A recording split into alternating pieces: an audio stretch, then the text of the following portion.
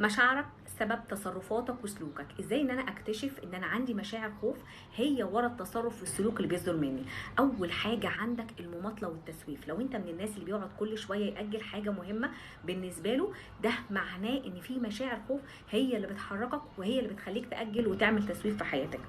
رقم 2، لو انت طول الوقت عندك مقارنات سلبيه، عمال تقارن نفسك بالحاجه القليله عندك او المهاره الضعيفه عندك بالمهاره قويه عند ناس تانية، وشايف نفسك دايما قليل في نظر نفسك وفي نظر الناس اللي حواليك.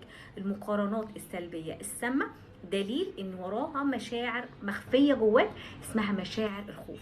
ركز في السلوك ده بيصدر عندك ليه؟ لان وراه مشاعر الخوف اللي انت مداريها طول الوقت. رقم 3 وحاجه مهمه جدا ركز فيها، رضاك بالحد الادنى. طول الوقت انت راضي بالقليل. انت في مكانه وفي مكانه تانية معروضه عليك، بس انت شايف ان المكانه التانية دي كتير عليك قوي، ان ده استحقاقك المكانه القليله. طول ما انا برضى بالقليل وراضي باقل حاجه في حياتي وشايف ان ده استحقاقي، ده نتيجه ان في مشاعر مخفيه اسمها مشاعر الخوف. ركز اي سلوك عندك، اي تصرف انت مش راضي عنه ومش فاهم ده ليه، افهم المشاعر المخفيه ورا السلوك ده وابدا اشتغل عليها لانها هتغير لك حياتك.